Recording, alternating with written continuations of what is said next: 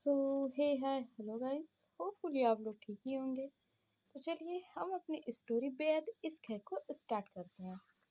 यहाँ हमने last part में सुना था कि तुलसी और आरू ट्रेन में अपने सफ़र का आनंद उठा रहे थे। इधर आरू तुलसी के होठों पर झुकने लगती है और आरू को अपने होठों पर झुकता देखकर तुलसी के पेट में बटरफ्लाई उड़ रही थी। इसी एहसास से उसकी आंखें अपने आप बंद हो जाती हैं। वहीं आरू धीरे धीरे तुलसी के होठों पे झुकती है और उसके होठों के करीब जाके कहती है, कपड़े नहीं बदलने हैं क्या? आरू की आवाज़ सुन के तुलसी झट से अपनी आंखें खोल देती है। तभी वो देखती है कि आरू उसे देख के मुस्कुरा रही है। आरू को मुस्कुराता हुआ देखकर तुलसी का मुंह बन जाता है।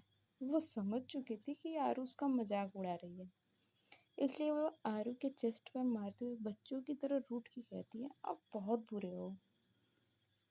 तुलसी के इस तरह मारने पर आरू को कोई खास फर्क नहीं पड़ रहा था, उल्टा उसे तो मज़ा आ रहा था।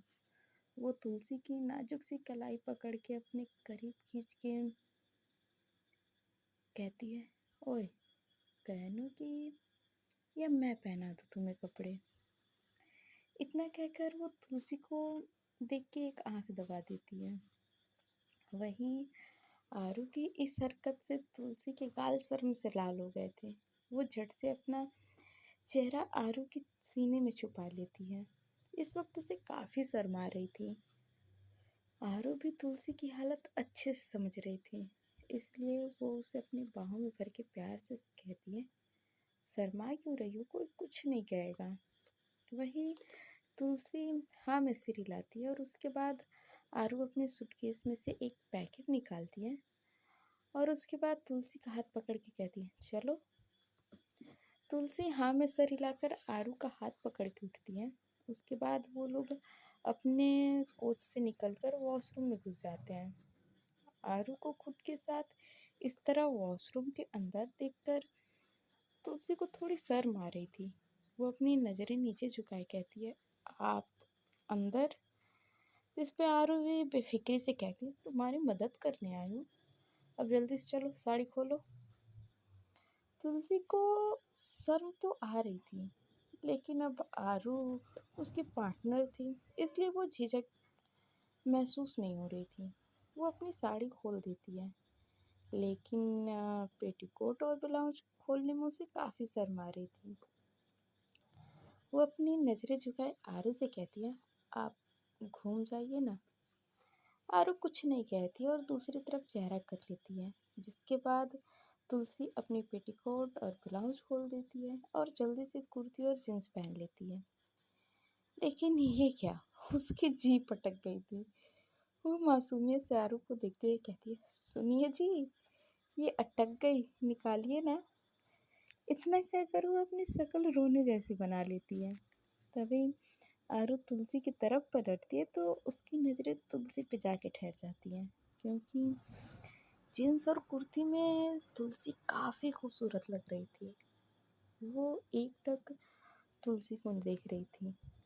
आरू को इस तरह से देखता देखकर तुलसी चिढ़ के कहती है, क्या कर रहे हो, जल्दी निकालिए। जिस पर आरू हाँ में सर हिलाकर नीचे झुक के तुलसी की जीन्स की जिप लगाने लगती है, लेकिन वो लगता ही नहीं है। तो वो तुलसी से कहती है, अपना पेट अंदर करो, तुम्हारा पेट बाहर आ रहा है। आरू का इतना ही कहना काफ़ी था कि तुलसी गुस्से को हवा देने के लिए वो चिढ़ के कहती है, मेरा पेट निकला हुआ है नहीं, और ये जींस दिखाकर कहती, ये ही छोटी है। तुलसी को इस तरह चिढ़ते देखकर आरू को उसे चिढ़ाने में बहुत मज़ा आ रहा था। इधर तुलसी ने अपनी कुर्ती को पकड़ रखा था ताकि आरू जींस की जिप लगाए। वहीं आरू को एक शरारत सूझती है। वो तुलसी के टमी को पोक करते हुए कहती है, कितना मुलायम है।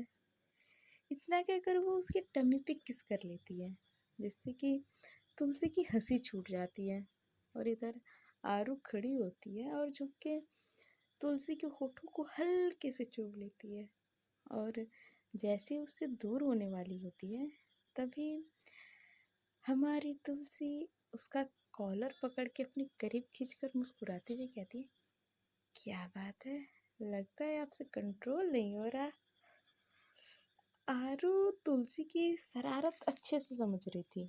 वो तुलसी को कमर से पकड़ के गोद में उठा लेती है, जिससे तुलसी अपने पैरों को आरू के कमर पे लपेट लेती है और अपनी बाहों को आरू के गले में लपेट लेती है।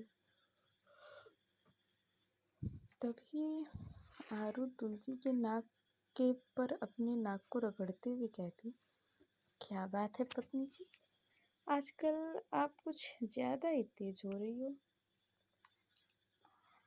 इस पे तुलसी मुस्कुराते हुए कहती है, तेज क्यों ना हो, आपके प्यार का असर है। तुलसी की बातें सुनकर आरू की हंसी छूट जाती है। तभी तुलसी कहती है, जल्दी से मुझे नीचे उतारिए और फोन दीजिए। तुलसी की बात मानते हुए आरू उसे नीचे उतार देती है और अपना फ़ोन दे देती है, क्योंकि अपना फ़ोन तुलसी ने सीट पे छोड़ आया था। तुलसी वॉशरूम में देखकर आरू से कहती है, यहाँ का वॉशरूम कितना मस्त है, फ़ोटो खींचना तो बनता है ना। और वो दोनों वॉशरूम में मौजूद मिरर के सामने खड़े हो जाते हैं और एक साथ फ़ोटो खींचने लगते हैं। तुलसी तरह तरह के मुंह बना रही थी और तुलसी को देखकर आरू को भी खुशी हो रही थी। वहीं बाहर खड़ी लड़की का उन दोनों की बातें सुन के हालत खराब हो रही थी। उसने उन लोगों की बातें का कुछ और ही मतलब निकाला था। तभी बाथरूम का दरवाजा खुलता है और वो लड़की एकटक आरू और तुलसी को देख रही थी। आरू पर्सनैलिटी देखकर उसे तुलसी से जलन हो रही थी। वहीं जब तुलसी देखती है कि वो लड़की किस तरह आरू को देख रही है, तो वो आरू के बाजू को पकड़ लेती है कि तभी आरू का फ़ोन बजता है। तो वो तुलसी को सीट पे जाने के कहकर दूसरी तरफ बात करने चली जाती है। इधर तुलसी अभी भी उस लड़की को घूर रही थी, जिसके बाद वो लड़की झट से बाथरूम में घुस जाती है और ये देखकर तुलसी की हंसी छूट जाती है। वो आरू को देखती है जो दरवाजे के पास खड़ी होकर बात कर रही थी। तभी वो जाके दूसरे दरवाजे के पास खड़ी हो जाती है। इस वक्त उसके चेहरे पर बड़ी सी मुस्कान थी। बाहर रात का घना अंधेरा था और ट्रेन अपनी रफ्तार से पटरी पर दौड़ रही थी। वहीं तुलसी ट्रेन के दरवाजे पर खड़ी आंखें बंद किए हुए ठंडी ठंडी हवा को महसूस कर रही थी। उसके चेहरे पर सुकून भरी मुस्कान थी। तभी ट्रेन की स्पीड तेज होने के चलते तुलसी को एक झटका लगता है और वो संभल नहीं पाती है और वो सीधा ट्रेन से बाहर गिरने लगती है। तभी आरू उसका हाथ पकड़ लेती है, जिससे तुलसी सीधा जाके आरू के सीने से लगती है। ये सब इतनी जल्दी होता है कि उसे कुछ समझने का मौका ही नहीं मिलता है। इस वक्त उसका दिल काफी जोरों से धड़क रहा था। तभी आरू उसे खुद से दूर करके उस पर चिल्लाते हुए कहती है, पागल हो गई हो क्या? क्या कर रही थी दरवाजे के पास? मैंने कहा था ना कि सीट पे जाके बैठो, लेकिन नहीं, तुम्हें तो बस अपनी मनमानी करनी होती है। अगर तुम्हें कुछ हो जाता तो मैं कैसे जीती? इस वक्त आरू के चेहरे पर तुलसी के लिए डर और घबराहट साफ नजर आ रही थी। उसके दिमाग में यही चल रहा था कि अगर वो वक्त रहते तुलसी को नहीं खींचती तो क्या हो जाता। वो इससे आगे सोच भी नहीं पा रही थी। वहीं तुलसी की आंखें आंसुओं से भर गई थी। वो खड़ी खड़ी सिसक रही थी। इन सब चीज़ों से वो काफ़ी डर गई थी। उसे नहीं पता था कि उसके साथ इतना बड़ा हादसा होते होते बचेगा। इधर तुलसी की आंखों में आंसू देखकर आरू का दिल पिघल जाता है। वो तुलसी को एक तरह से ये तुलसी का एक तरह से हथियार था, जो आरू के गुस्से को शांत कर दिया करता था। और आरू चाह कर भी तुलसी को आगे कुछ नहीं बोल पाती थी। तुलसी सिसकते हुए कहती है, मुझे माफ। वो इतना ही कहती है कि आरू झट से उसे अपने बाहों में भर लेती है। ये सिर्फ आरू ही जानती थी कि तुलसी को ट्रेन से बाहर गिरते देखकर वो कितना घबरा गई थी। वो तुलसी के फोरहेड पर प्यार से किस करके कहती है, तुम्हें पता है मैं कितना घबरा गई थी, दोबारा ऐसा मत करना वरना तुम्हें बांध के रखूंगी। जिस पर तुलसी हंसते हुए कहती है, मुझे मंजूर है। वो दोनों वापस से अपनी सीट पे चले जाते हैं। अब तक शायद सब सो गए थे, इसी क्योंकि सबकी बत्तियां बुझी हुई थी। तुलसी बुझी हुई बत्ती को देख के कहती है, लगता है सब सो गए। जिस पर आरू तुलसी को बाहों में भर के प्यार से कहती है, चलो हम भी सो जाते हैं। ऊपर नीचे दोनों सीट आरू और तुलसी का ही था। तुलसी ऊपर सीट को देखते हुए कहती है, आप ऊपर सोओगे? तुलसी की ये बात सुनकर आरू को उस पर टूट के प्यार आ रहा था। वो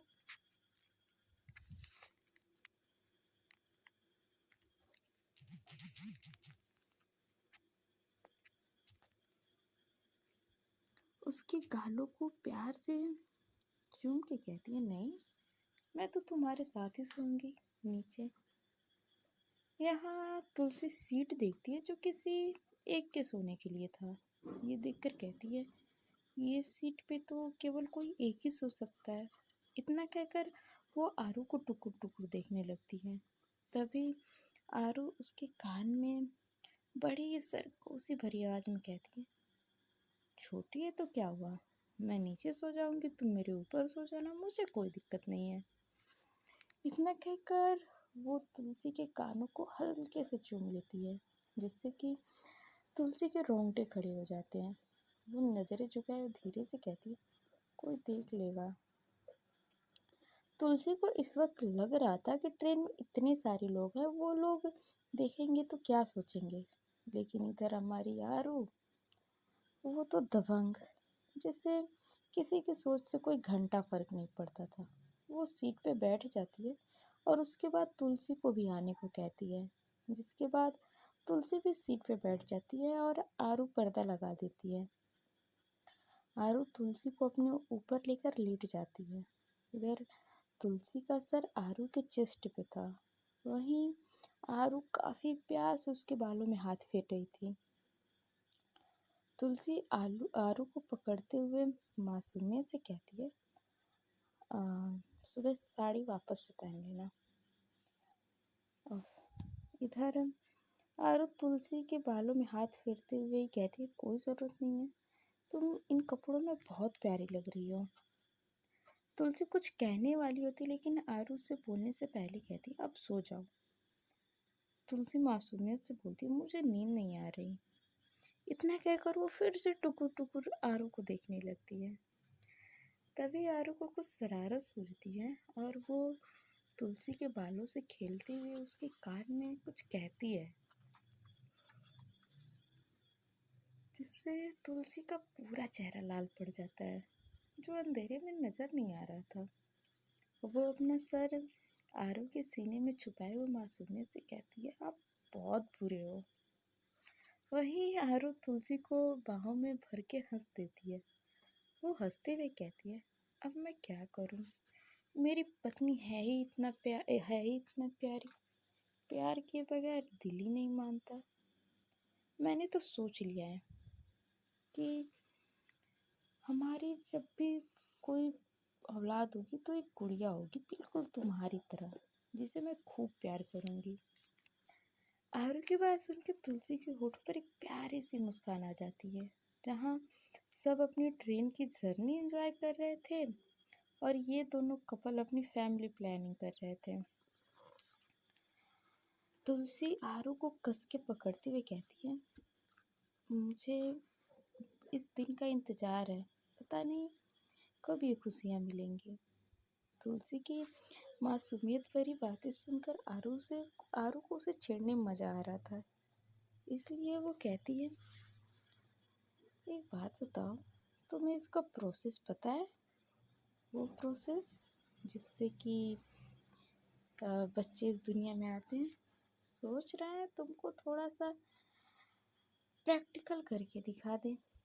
इधर आरू की डबल मीनिंग बातें तुलसी के बर्दाश्त से बाहर थी। इसलिए तुलसी उसे मारते हुए चिढ़ के कहती है, आप बहुत बुरे हो, कैसी गंदी गंदी बातें कर रहे हो, मुझे नहीं करना है वो गंदी चीज़ें। तुलसी की बात सुन के आरू का प्यार दोगुना हो जा रहा था, लेकिन इस वक्त उसने खुद के प्यार पे काबू करना ही सही समझा।